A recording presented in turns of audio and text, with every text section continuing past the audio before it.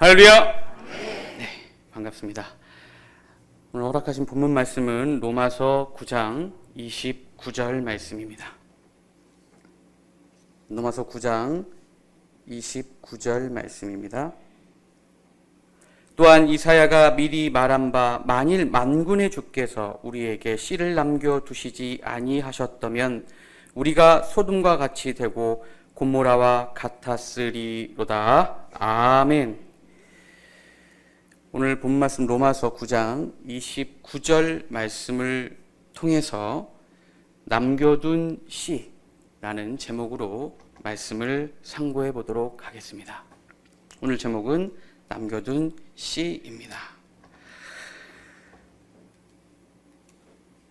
오늘 본문 말씀을 통해서 우리가 알아봐야 될 그 내용은 바로 마지막 때에 하나님께서 어떻게 구원하실 것인지에 대해서 함축적으로 그 의미가 담겨져 있다라고 우리가 생각해 볼 수 있고, 또한 오늘 말씀을 상고함으로 말미암아 이 말씀이 우리에게 하나님과 예수님을 믿어서 구원에 이르고자 하는 수많은 기독교인들에게 얼마나 다행스러운 말씀인지를 오늘 말씀을 통해서 확실히 깨우침 받음으로 말미암아 구원에 이르시는 저와 여러분 되시길 간절히 원합니다.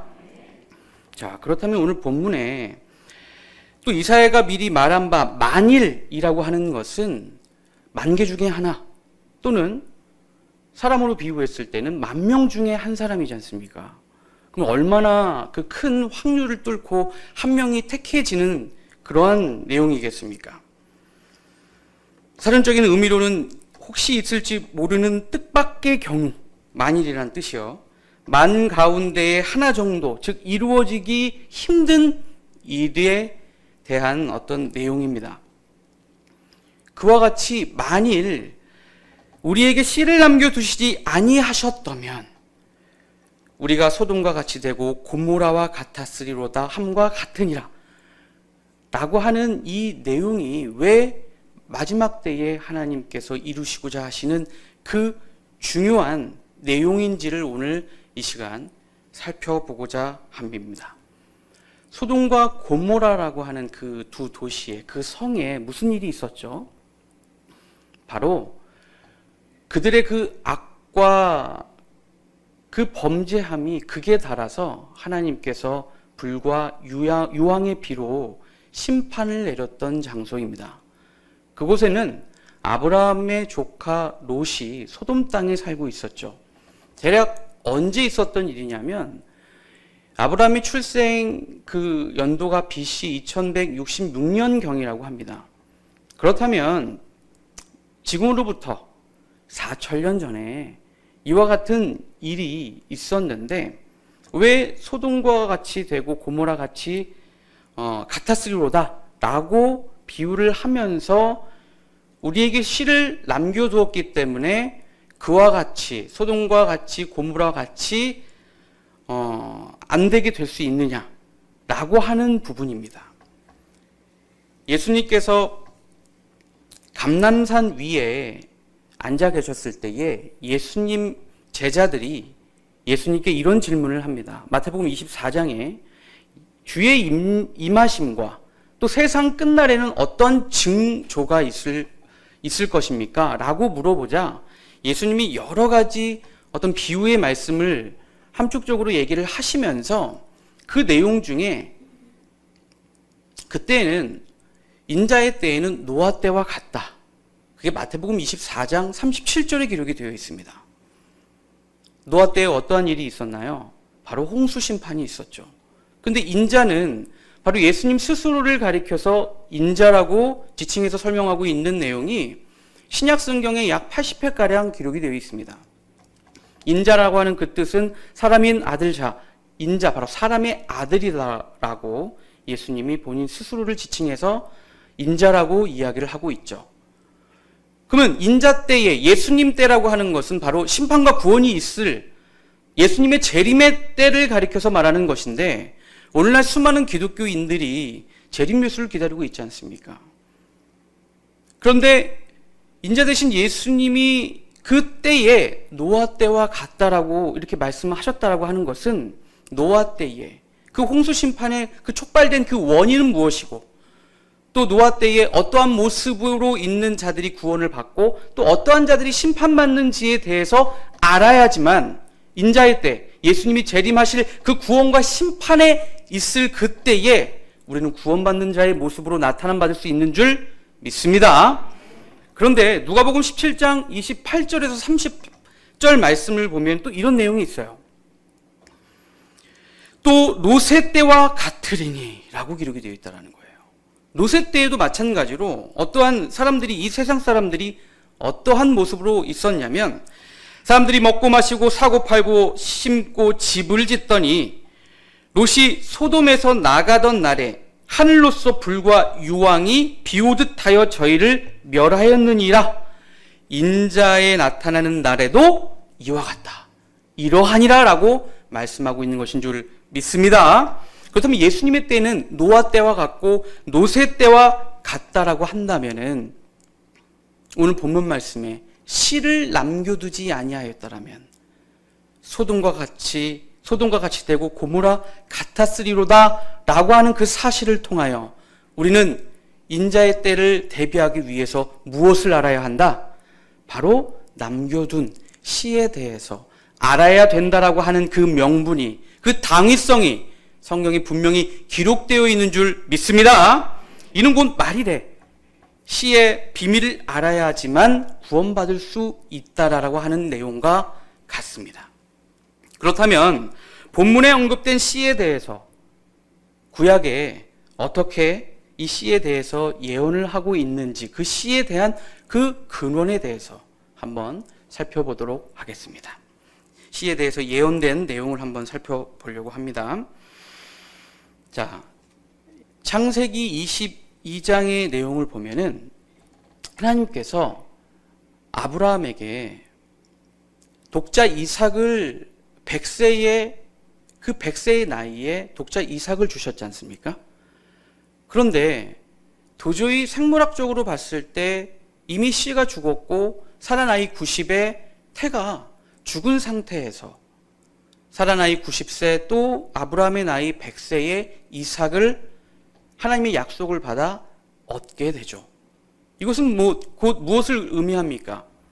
아브라함의 씨가 죽었다가 다시 사는, 또 사라의 태가 죽었다가 다시 살아나는 그러한 기적과 같은 일로 인하여 이삭을 얻게 됩니다. 얼마나 사랑스럽겠습니까?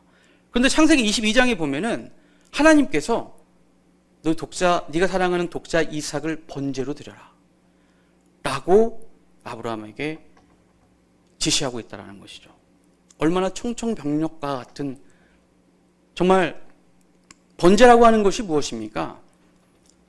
번제라고 하는 것은 그 희생 제물을 태워서 그 향기로 하나님을 기쁘게 하는 제사입니다.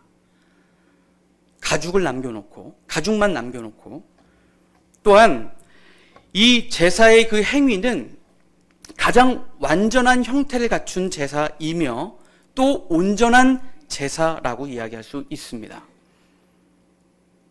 그래서 아브라함에게 내가 지시한 모리아 땅으로 가서 네가 사랑하는 독자 이삭을 번제로 드려라 라고 하여 자기의 그 사환 2명과 또 번제에 사용할 나무 또 불과 함께 준비하여 독자 이삭을 데리고 지시한 땅으로 가게 됩니다. 사환 2를 대기시켜 놓고 내가 번제를 드리고 하나님께 제사 드리고 그리고 돌아오겠다 라고 하여서 가고 있는 그 상황에 독자 아들 이삭이 아브라함에게, 자신의 아버지인 아브라함에게 질문을 합니다.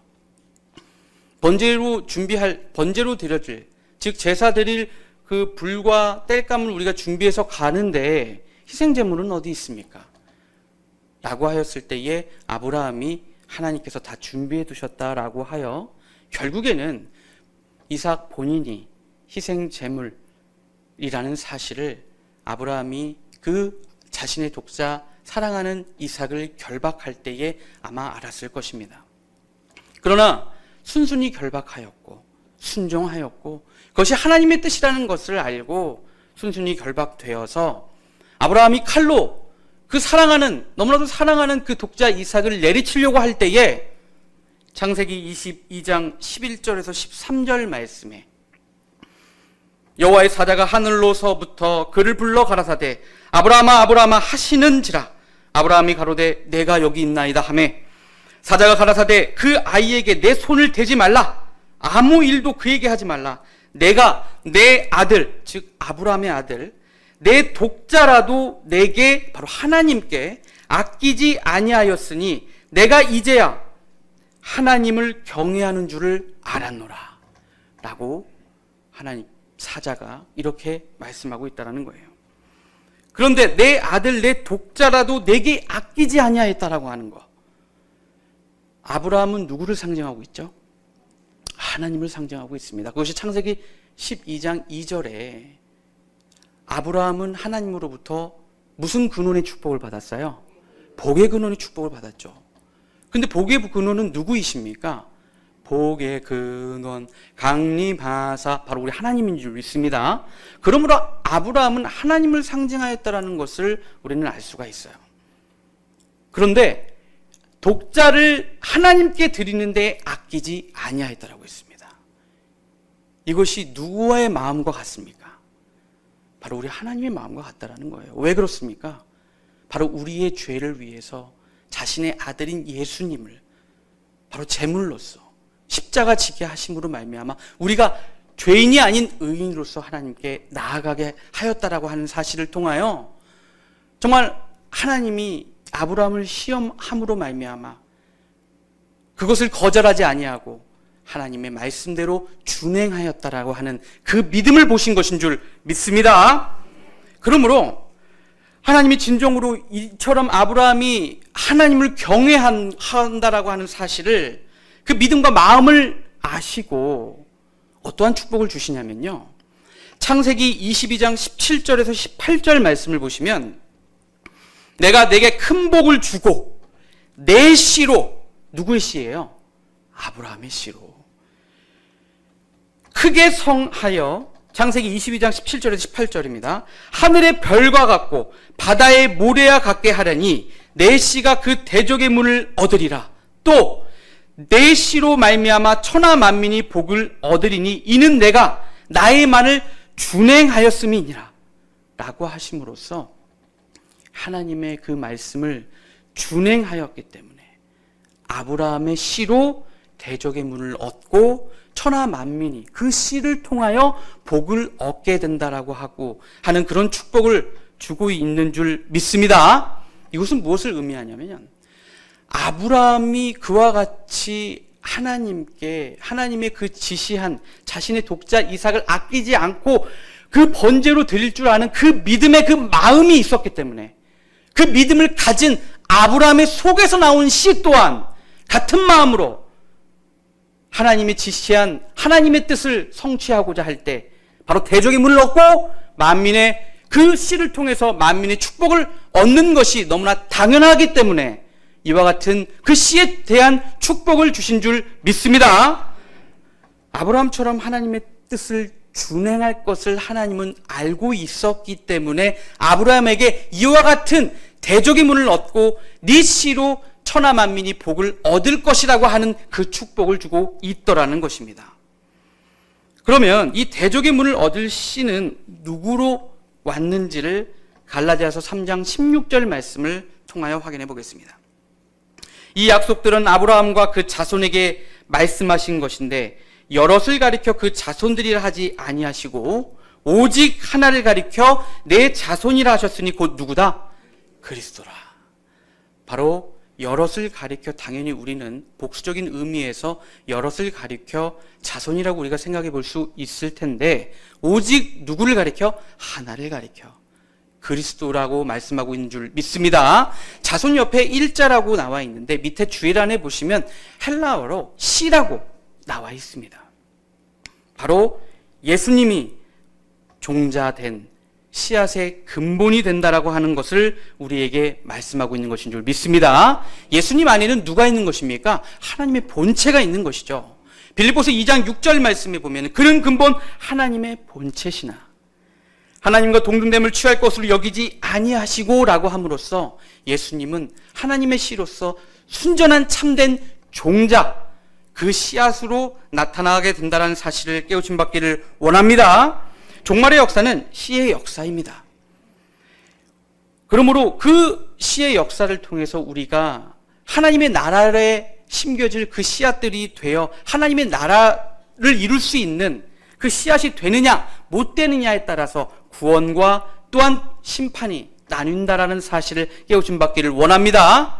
그러므로 우리는 이 씨에 대한 비밀을 알아야 되는 것입니다.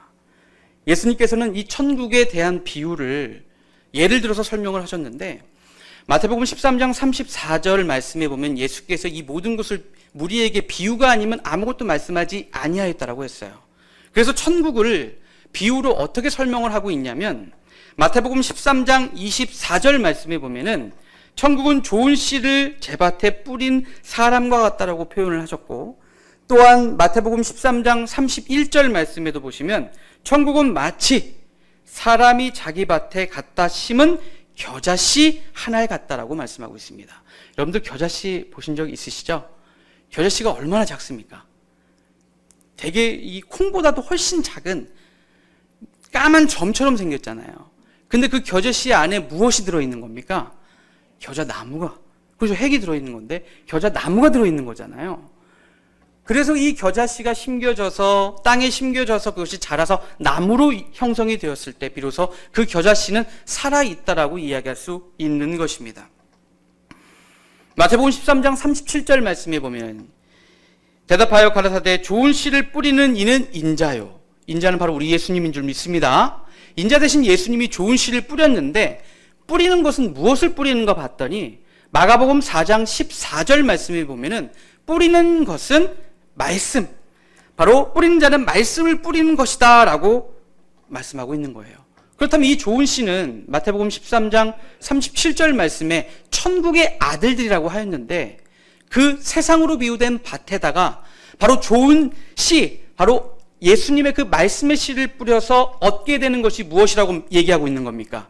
바로 천국의 아들을 추수한다라는 것을 우리에게 말씀하고 있는 것인 줄 믿습니다. 이처럼 도래될 앞으로 종말의 이후에 도래될 새하늘과 새 땅에 이와 같은 천국의 아들들로 정말 추수할 것을 우리에게 말씀하고 있는 것입니다.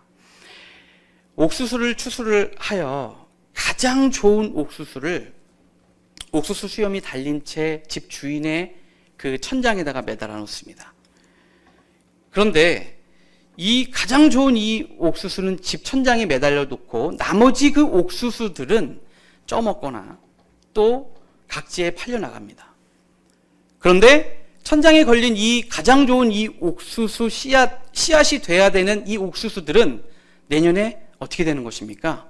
다시 심겨져서 다시 살아나는 그와 같은 그 역할을 감당하게 됩니다. 마찬가지로 계시록 14장 4절에 사람 가운데 구속받아 처음 익은 열매를 추수할 것을 한 번도 익어보지 못하였던 사람 가운데 구속받아 처음 익은 열매가 계시록에 그처럼 추수하실 것을 하나님께서 말씀하고 있고, 또한 이 사람 가운데 구속받아 처음 익은 열매들은 계시록 7장에 예언된 바로 14만 4천 하나님의 나라의 제사장들로 축복을 받게 될 것을 말씀하고 있는 것인 줄 믿습니다. 그러므로 말미암아 이 예수님께서 하나님의 씨로 왔지만 당연히 예수님이 그 자손 바로 종자된 씨앗이라고 설명하고 있지만 아브라함에게 예언된 내 씨가 대적의 문을 얻고 내 씨로 만민 천하 만민이 복을 얻는다라고 예언을 하였지만 예수님께서 2000년 전에 이 대적의 문을 얻었나요? 대적의 문을 얻지 못하였습니다. 그러나 예수 속에 또 예수로부터 나오는 그 씨가 있다라는 것이 이사야서에 예언이 되어져 있습니다. 그 말씀으로 이사야서 53장 9절에서 10절 말씀을 보시기 전에 예수님은 히브리서 10장 12절에서 13절 말씀에 보좌 우편에서 기다리시는데 무엇을 기다립니까? 바로 원수, 발등상 되게 할 때까지, 원수가 심판받기까지 보좌 우편에서 기다리신다라고 히브리서 10장 12절에서 13절에 기록이 되어 있습니다. 그래서 이사야 선지자의 그 예언이 이렇게 맞아떨어져 가는 것입니다. 예수 속에 나오는 그 씨에 대해서 예언을 하고 놓고 있다는 것입니다. 이사야서 53장 9절 말씀입니다. 그는 강포를 행치 아니하였고 그 입에 쾌사가 없었으나 그 무덤이 악인과 함께 되었으며 그 묘실이 부자와 함께 되었도다. 이것은 예수님에 관한 내용이죠. 10절입니다. 여호와께서 그로 상함받게 하기를 원하사, 하나님께서 예수님이 상함받기를 원하였대요. 이것은 하나님께서 예수님이 하늘의 밀로 십자가에 지시기를 원하셨다라는 이야기입니다. 또 질고를 당케 하셨은즉, 즉 십자가의 고생을 당케 하셨은즉 그 영혼을, 누구의 영혼입니까? 바로 예수님의 영혼인 줄 믿습니다. 그 영혼을 속건 제물로 드리기에 이르면 그가 그 씨를 보게 되며 그날은 길 것이요 또 그의 손으로 여호와의 뜻을 성취하리로다. 하나님의 모든 뜻을 성취시킨대요. 완벽하게. 근데 그 영혼을 속건 제물 드린다라고 하는 그 의미가 무엇입니까? 속건 제물은 바꿀석, 허물건, 제사제, 만물물, 바로 예수님, 제물 대신 예수님이 만인류의 허물, 즉 죄와 바꿀석 맞바꾸었다 라고 하는 그 뜻인 줄 믿습니다. 근데 그 영혼을 속건제물 드렸다라고 하는 것, 육체가 아니라 영혼을 속건제물 드렸다고 하는 그 의미가 무엇이냐는 거예요. 예수님께서 십자가 이제 지시기 몇 시간 안 있으면 십자가를 지실 것인데 그것을 앞두고 하나님께 너무나도 간절하게 기도하는 장면이 마태복음 26장 39절에 기록이 되어 있습니다. 한번 보실까요? 마태복음 26장 39절입니다. 조금 나아가사 얼굴을 땅에 대시고 엎드려 기도하여 가라사대 내 아버지여 만일 할만 하시거든 이 잔을 내게서 지나가게 하옵소서. 그러나 나의 원대로 마옵시고 아버지의 원대로 하옵소서 하시고라고 말씀하고 있다는 거예요. 육신을 가진 예수님께서도 그 십자가를 지시기 전에 너무나도 그것이 감당하기 왜 안 힘들었겠습니까? 심리적으로. 그러나 나의 원대로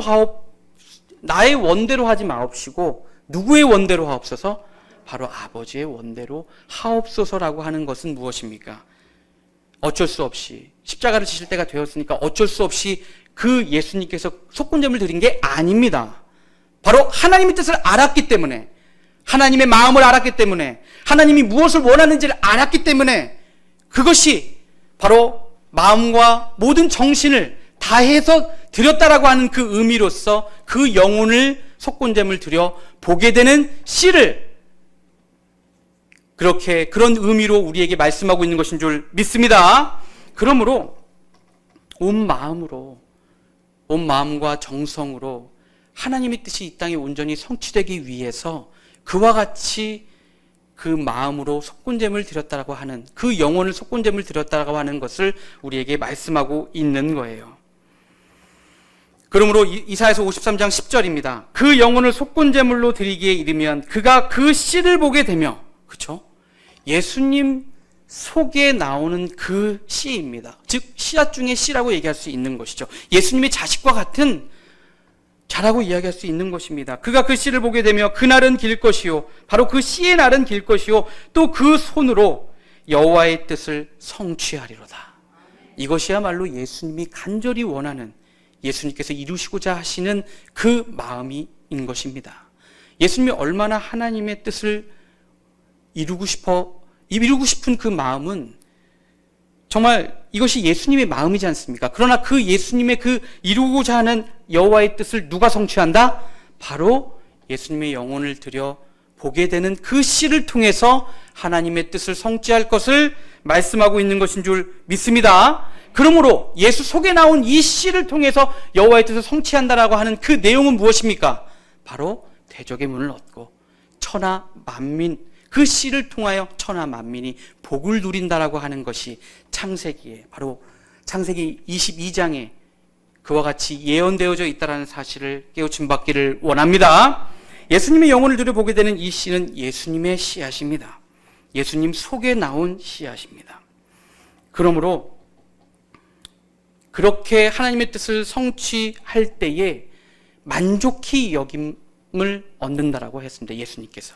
그것이 이사야서 53장 11절 말씀입니다. 이사야서 53장 11절입니다.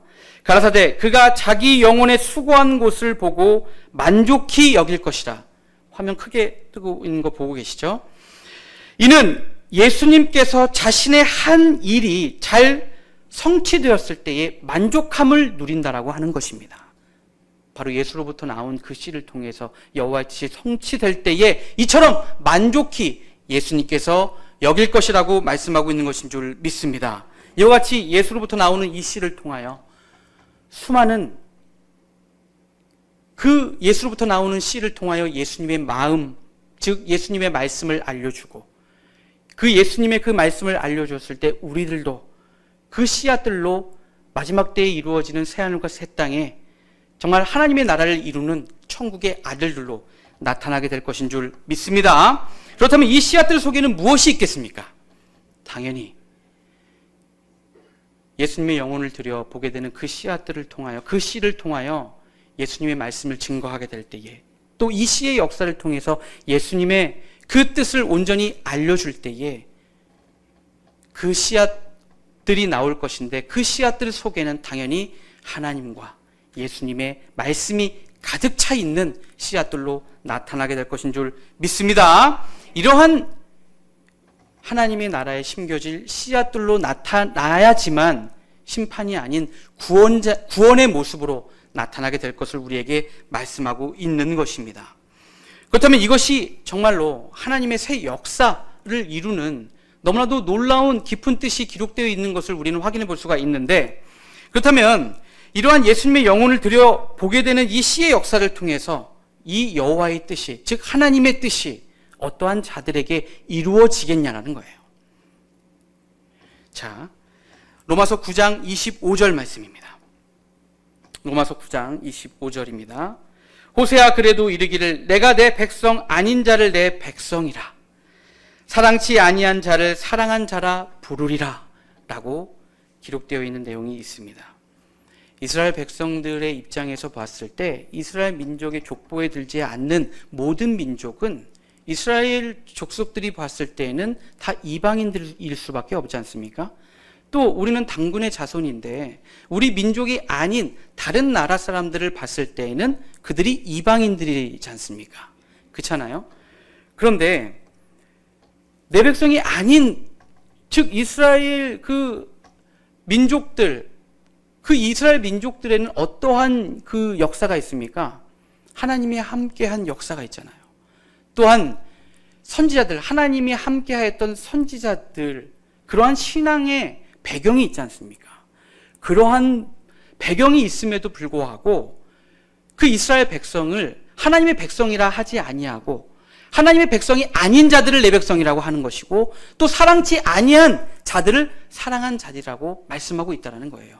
또한 로마서 9장 30절에서 31절 말씀을 보시면 그런즉 우리가 무슨 말 하리요? 의를 쫓지 아니한 이방인들이 의를 얻었으니 곧 믿음에서 난 의요, 의의 법을 쫓아간 이스라엘은 법에 이르지 못하였으니 라고 함으로써 의를 쫓지 아니한 이방인들, 근데 그 의를 쫓지 않은 이방인들을 뭐라고 하는 거예요? 바로 의를 얻었다. 그러므로 그 의를 얻은 이방인들이 곧 믿음에서 난 의라고 말씀하고 있는 것인 줄 믿습니다. 이것이야말로 정말 세상이 뒤바뀌는 놀라운 일이 아닐 수 없다라는 거예요. 이방인들이 의를 얻었다라고 하는 그 의미는 바로 육신의 의를 쫓지 아니하고, 육신의 의는 무엇입니까? 바로 율법 안에서 그 의를 쫓지 아니하고 하나님의 의를 쫓았다라는 거예요. 이건 무엇을 의미합니까? 사도 바울도 유대인으로서 같은 동족인 자신의 그 이스라엘 그 족속에게 그리스도의 복음을 전파할 때 그들은 그리스도의 복음을 받지를 않았습니다. 그리스도를 인정하지 않았어요. 그리스도를 비로소 인정했을 때 그것이 하나님의 의이고 그 의를 통하여 믿음이 형성될 수 있는 것인데, 자신의 동족인 유대인들, 이스라엘 민족들은 그것을 받아들이지 않았습니다. 얼마나 슬펐겠습니까? 얼마나 마음 아픈 그 가운데에서 로마서를 기록하고 있다는 것입니다. 하나님이 택하지 않는 백성을 내 백성이라 할 것이고, 또한 사랑치 아니하는 그 백성을 사랑한다. 또한 이방인들이 그 의를 온전히 쫓음으로 말미암아 그것이 육신의 의가 아닌 하나님의 의가 바로 믿음의 의라고 말씀하고 있는 것인 줄 믿습니다. 그러므로 로마서 9장 30절 말씀을 다시 보시면, 그런즉 우리가 무슨 말 하리요? 의를 쫓지 아니한 이방인들이 의를 얻었으니 곧 믿음에서 난 의요. 바로 이와 같이 그리스도를 인정하고 그리스도를 통하여 하나님을 깨닫겠다고 하는 그 이방인들 안에서 하나님의 그 놀라운 그 뜻이 성취가 될 것인 줄 믿습니다. 그러므로 이처럼 예수님부터 나오는 이 시의 역사를 통하여 하나님께서 원하시는 그 살아있는 시들은 어떠한 모습으로 나타나야 되겠습니까? 바로 그 살아있는 시 안에는 하나님의 말씀이 살아있어야 하고 예수님의 말씀이 살아있어야 됩니다. 그러므로 하여 그 씨앗을 통하여 싹이 피고 또한 꽃이 피고 열매를 맺어야 될 줄 알아야 된다는 것입니다. 그러한 자들이 하나님의 나라에 하나님의 천국의 아들로서 온전히 구원의 축복을 받게 된다는 사실을 깨우침 받기를 원합니다. 이 수가 정말 바다의 모래 같이 많을지라도 남은 자만 구원을 받는다라고 하였어요. 이렇게 아주 조금 남게, 이 씨앗들이 아주 조금 남게 된다라고 말씀하고 있는 거예요. 그렇다면 우리에게 이러한 남겨둔 씨, 바로 예수님의 영혼을 속군점을 들여보게 되는 그 씨를 통하여 어떻게 하면 우리는 그 종자된 하나님의 나라를 이루는 씨앗들이 될 수 있으며 남은 자들이 될 수 있느냐, 그러한 사실을 우리가 확인해 보도록 하겠습니다. 로마서 9장 27절 말씀입니다. 또 이사야가 이스라엘 관하여 외치되 이스라엘 뭇 자손의 수가 비록 바다의 모래 같을지라도 남은 자만 구원을 얻으리니. 즉 남은 자의 구원은 씨앗으로 조금 남은 자를 가리킵니다. 여호와의 뜻을 이루려고 하는 바로 이 씨의 역사에, 즉 이 씨가 무엇인지 알려주는, 이 비밀에 대해서 알려주는 그 장소에 우리는 온전히 거해야 하지만 씨의 역사에 동참할 수 있습니다. 그러므로 하여 마지막 때에 남은 자들로서 축복받을 수가 있는 것입니다. 그런데 내가 남은 자다라고 노래를 부르고 다녀도 남은 자가 될 수가 없는 것이죠. 또한 우리가 아무리 하나님의 말씀에 지식적으로 많이 안다고 해서 남은 자가 되는 것이 아닙니다. 바로 이 남은 자, 바로 종자가 되고 씨앗이 되는 자들은 그 속에 알맹이가 꽉 차 있어야 되는 것입니다. 제가 잣나무를 한번 올라가서 잣나무라고 하는 왜 여러분들 잣 알고 계시지 않습니까? 한번 따본 적이 있어요. 잣나무를 올라갔는데 그 가지를 제가 밟았을 때 가지가 휘어질지언정 부러지진 않더라고요. 그 잣나무 자체가 되게 유하더라고요. 그리고 제가 이제 꼭대기까지, 왜 열매가 꼭대기에 열리지 않습니까? 잣나무. 근데 제가 꼭대기까지 올라가니까 제 몸무게가 그때는 한 73kg 정도 됐었을 텐데 제가 이렇게 흔들리니까 나무가 이렇게 막 흔들려요. 부러질 것만 같아요. 근데 부러지지 않더라고요. 근데 그 꼭대기에서 보니까 열매 열린 것들이 다 이렇게 보이는 거예요, 위에. 그래서 몇 시 방향에 열매가 열렸어 라고 하면 밑에 사람이 거기에 이제 나무 밑둥지를 툭툭 치면 그게 이제 흔들리잖아요. 그럼 거기 올라가면 돼. 이제 이렇게 해서 이제 잣나무를 열매를 이제 딴 적이 있는데, 그 송진을 다 이제 분리하고 따서 그 알갱이가 껍질, 단단한 껍질, 요만한 알갱이인데 단단한 껍질이 있고 그 안에 또 얇은 표피가 있어요. 그 표피를 벗겼을 때 비로소 우리가 지금 시중에서 사 먹을 수 있는 잣 열매입니다. 이것이 고단백의 열매인데요. 그 열매를 다 이제 송진으로부터 분리를 하고 난 다음에 대야에다가 물을 받아놓고 그 씨앗들을 다 이제 대야 물 속에다가 이제 투하했습니다. 그랬더니 알맹이가 꽉 찬 그 알곡 그 열매는 다 밑에 바닥에 가라앉고 쭉정이들은 다 위로 뜨더라고요. 근데 그렇게 하기 전에 이 쭉정이와 알곡은 모양이 다 똑같았습니다. 다 똑같아서 뭐가 알맹인지 뭐가 쭉정인지를 구분이 안 되더라고요. 근데 비로소 그 대화에 놓여져 있는 그 물에 놓고 보니까 쭉정이하고 알곡이 그렇게 구분되더라라는 거예요. 우리가 여기에서 알 수 있는 것은 무엇이냐면 그 알곡은 내용물이 있다라는 거예요. 바로 이 내용물이 있다라는 것은 무엇을 의미합니까? 누군가에게는 양식이 됩니다. 그 양식이 된다는 건 또 무슨 의미일까요? 그 양식을 먹고 생명이 된다는 거예요. 근데 쭉정이는 어떻습니까? 아무 영양이 되지 않습니다. 영양이 되지 않고 그냥 바람에 흩날릴 수밖에 없는 마치 겨와 같은 거예요. 겨를 아무리 우리가 몇 푸대를 먹는다 한들 우리의 생명이 유지가 되겠습니까? 그러나 그 알맹이에는 고단백에 해당되는 정말 잣 열매가 꽉 들어 차 있더라는 거예요. 마찬가지로 이처럼 남은 자, 남겨진 씨를 통해서 우리도 그와 같은 종자가 되고 씨가 되기 위해서는 그와 같이 내용물이 꽉 들어차 있어야 하는데 바로 남겨진 씨, 예수님의 영혼을 속건잼을 들여보게 되는 그 씨를 통하여 하나님과 예수님의 말씀을 우리가 온전히 꽉 채웠을 때에 우리는 꽉 찬 알맹이들로 나타나게 될 것인 줄 믿습니다. 근데 중요한 것은 무엇이냐면 마태복음 7장 21절 말씀을 보시면 나더러 주여 주여 하는 자마다 천국에 다 들어갈 것이 아니요 다만 하늘에 계신 내 아버지 뜻대로 행하는 자라야만. 말씀의 뜻대로 아브라함이 하나님의 그 명령대로 준행하였던 것처럼 바로 그 씨앗들은 하나님의 예수님의 말씀이 내 안에 가득 차 있지만 그것이 정체되지 아니하고 그 말씀 누군가에게는 생명을 주고 그 생명의 말씀을 통하여 누군가에게는 양식이 되어야 한다라는 거예요. 그러면 어떻게 됩니까? 말씀을 전해야 하고 그 말씀을 잘 받을 수 있도록 그 사람을 하나님의 사랑으로 잘 사랑해 주어야 하고 이것이 참된 남겨준 씨를 통하여 또한 씨앗들로서 하나님의 나라에 온전히 나타나게 된다는 것을 우리에게 말씀하고 있는 것인 줄 믿습니다. 엄청난 큰 환난과 또한 어떠한 폭풍을 통하여 모든 상황이 초토화된 상황이라 할지라도 누가 봐도 여기 이거 아닌가 봐, 우리 다른 데로 가자, 이런 상황이 벌어질 수 있지 않습니까? 다 떠나고 나서 남은 자들이 있다라는 거예요.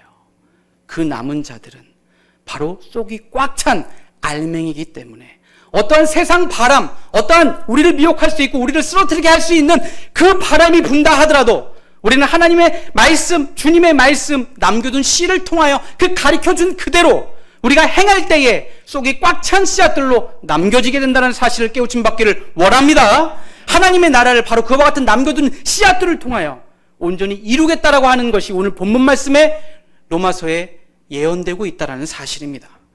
이와 같은 하나님의 말씀을 준행하여 많은 자들을 옳은 대로 인도하시는 그와 같은 꽉 찬 열매들로 나타남 받으시되 이 남겨둔 그 씨를 통하여 또 영혼을 속건점을 들여보게 되는 그 씨의 역사를 통하여 중요한 것은 무엇입니까? 그 씨가 예수 속에서 나왔지 않습니까? 그러면 우리가 하나님과 예수님의 마음을 알려면 그 씨를 통해서 알 수 있다는 거예요.